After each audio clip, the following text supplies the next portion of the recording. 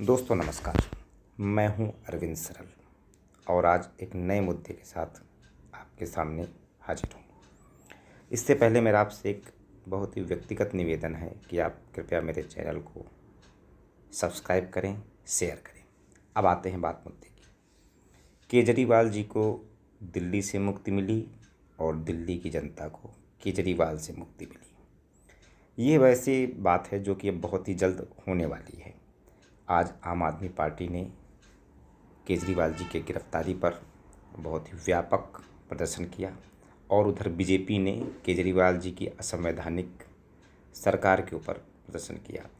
दरअसल मुद्दा ऐसा है कि केजरीवाल जी ने दो ऐसे सरकारी आदेश दिए हैं जेल में रहते हुए। पहला जल मंत्रालय से संबंधित और दूसरा अस्पताल में लोगों के मरीजों के फ्री टेस्ट से संबंधित आदेश दिए हैं।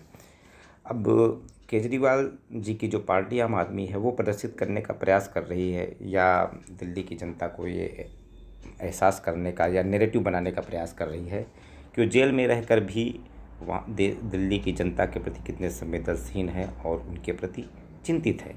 जबकि बीजेपी कह रही है कि ईडी के सूत्र ऐसा बता रहे हैं कि अंदर कोई पेपर साइन हुआ ही नहीं है और जब सीएम ऑफिस का कोई भी लेटर हेड पर कोई पेपर साइन हुआ ही नहीं है तो ये आदेश पूरी तरह से फर्जी है और जो फर्जीवाड़ा किया है वो दिल्ली की आम आदमी पार्टी सरकार के जो मंत्री आती हैं उन्होंने किया है। और अगर ऐसा हुआ है तो भी 420 के तहत मुकदमा तो बनता है और इस बात की एलजी से शिकायत भी की गई है कि सीएम ऑफिस का दुरुपयोग किया जा रहा है। अब देखते हैं कि इस पर क्या होता है फ़िलहाल। लेकिन जैसा कि कहा जाता है कि power corrupts and the absolute power corrupts absolutely. जो शक्ति होती है वो किसी को भी भ्रष्ट बनाती है और जो एब्सोल्यूट शक्ति होती है वो एब्सोल्यूट रूप से भ्रष्ट बनाती है। केजरीवाल जी के मन में एक डर छाया हुआ है कि कुर्सी अगर छिन गई, किसी इस्तीफ़ा दे दिया, कोई दूसरी पार्टी कोई दूसरे व्यक्ति को सीएम पद पर नियुक्त किया गया तो आम आदमी पार्टी में दो टूट हो सकती है, पार्टी टूट सकती है। ये जो डर है, सत्ता का जो लालच है, सत्ता का मोह है, वो उन्हें इस्तीफ़ा देने से रोक रहा है। एक शब्द होता है इंटररेग्नम। इंटररेग्नम का अर्थ होता है कि सिंहासन पर किसी का भी न विराजमान होना। दिल्ली की कमोबेश वैसी ही स्थिति बन गई है इंटररेग्नम की, क्योंकि जो चुना हुआ मुख्यमंत्री है वो जेल में है और जेल में है तो फिर शासन कैसे चलेगा। तो इंटररेग्नम की स्थिति है। तो इस स्थिति में संविधान तो वास्तव में मौन है। वहाँ पर ऐसा कुछ भी उल्लेख नहीं किया गया है कि कोई भी मुख्यमंत्री जेल जाएगा और अगर जेल जाएगा तो फिर वो इस्तीफ़ा नहीं देगा, क्योंकि लोकतंत्र लोकलाज से चलता है।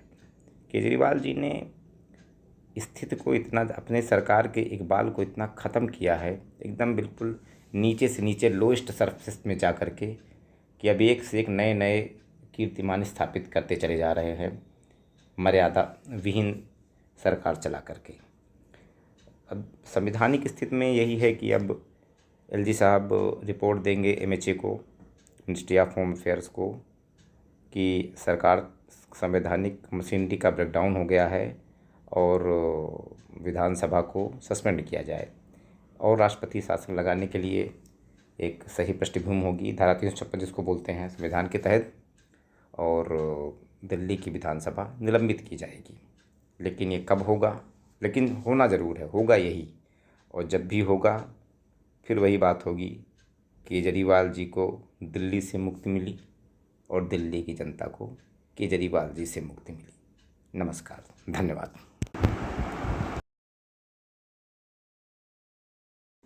दोस्तों नमस्कार।